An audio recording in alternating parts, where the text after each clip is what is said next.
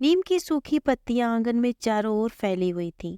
कई दिनों तक भागदौड़ के पश्चात नीम की छांव में बैठते ही पारो की आंखें लग गईं। शीतल मंद बयार अपने इकलौते बेटी बहू को आज ही बहू के मायके पग फेरे के लिए भेजा है। अकेली जान हजारों काम, नए हर ससुराल, अड़ोसी पड़ोसी सभी का जमघट, रस्म रिवाज, भोजन पानी, नृत्य संगीत, मेहमानों का आपसी हंसी मजाक, सबकी वर विदाई, कुल देवता की असीम कृपा से सब कुछ मन लायक हुआ है। पति ने आवाज दी, पारो, और वह हड़बड़ाकर उठ बैठी। शाम ढलने लगी थी। नीम के पेड़ पर पंछी लौटने लगे थे। ओह, मैं बैठे बैठे ही सो गई थी शायद। कोई बात नहीं, थकान हो गई है। सीधे साधे सरल हृदय पति धीरे से बोले। सुबह पति खेतों पर चले जाते, पारो घर का काम निपटाकर नीम की छांव में कुछ न कुछ करती रहती। उसका संगी साथी नीम का विशाल वृक्ष ही था।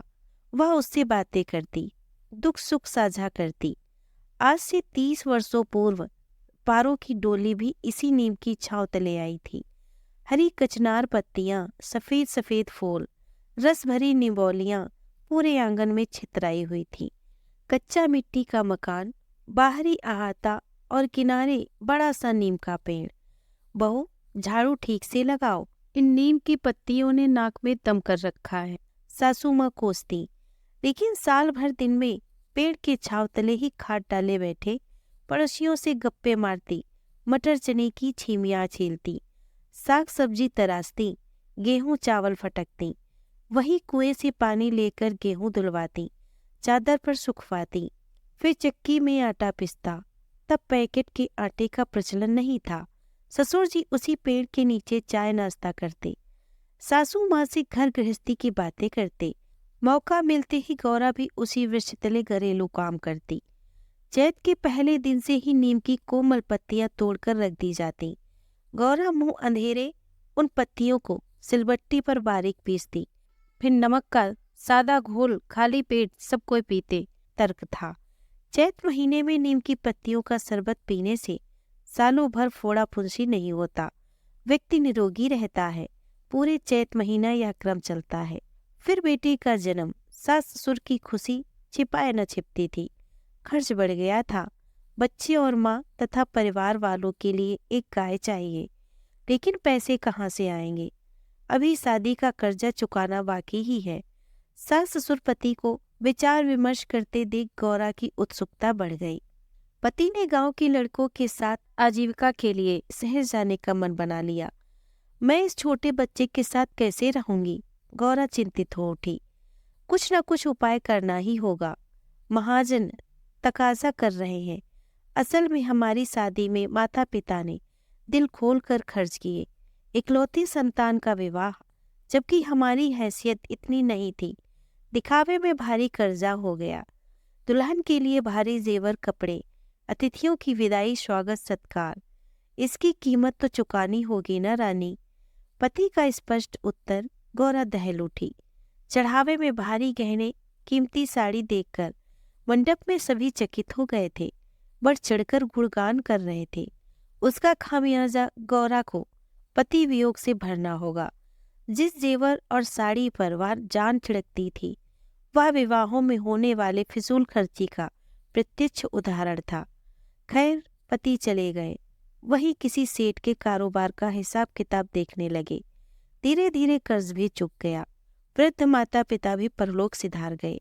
बेटा बड़ा हो गया, अतः वह भी पिता के पास शहर जाकर पढ़ाई करने लगा। रह गई तो गौरा और नीम का विशालकाय पेड़। पति बीच बीच में आते, गौरा पर अपने प्रेम की बरसात कर जाते, किंतु विवाह की फिजूल खर्ची में उसकी युवावस्था की ख्वाहिशों की आहुति गौरा भुलाए न भूलती। सावन आता, हरी साड़ी, हरी हरी चूड़ियां पहन, मेहंदी रचा, नीम के पेड़ पर सखियों संग झूला झूलती और सुरीले कंठ से गाती। नींबुआ तले डोला रखते, मुसाफिर आई सावन की बहार रे। जब चैत एवं शरद नवरात्रा था, मीठी पूरी चना गुड़ से देवी पूजन करती और माता की भजन गाती। निमिया की डार मैया झूलेली झूलनवा, कि झूली झूली ना माई हो देली आशीषवा। समय का चक्र चलता रहा।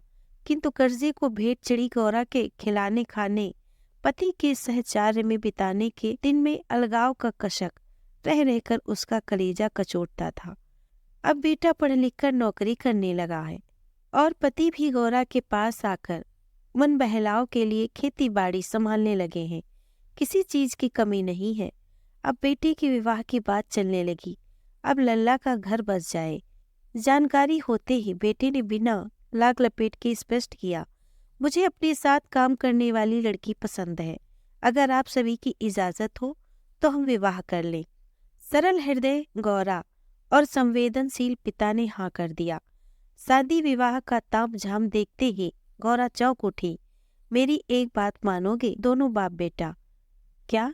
दोनों एक साथ बोल पड़े। शादी में कोई दान दहेज की बात नहीं होगी। खर्च उतना ही करो जितना तुम्हारा बजट हो। कर्ज 1 रुपया भी नहीं। बोलते बोलते गौरा का कंठ अवरुद्ध हो गया। पति ने आहत नजरों से पत्नी को देखा। इस कर्ज के पीछे भरी तरुणाई में जुदाई का दंश दोनों ने झेला था, अतः सिर झुकाकर हामी भर दी। वाह मम्मी, मैं भी दान दहेज के सख्त खिलाफ हूँ। आपने हमारी मुश्किल आसान कर दिया। वर्षों का रोष गौरा की आंखों से आंसू बन बह निकला।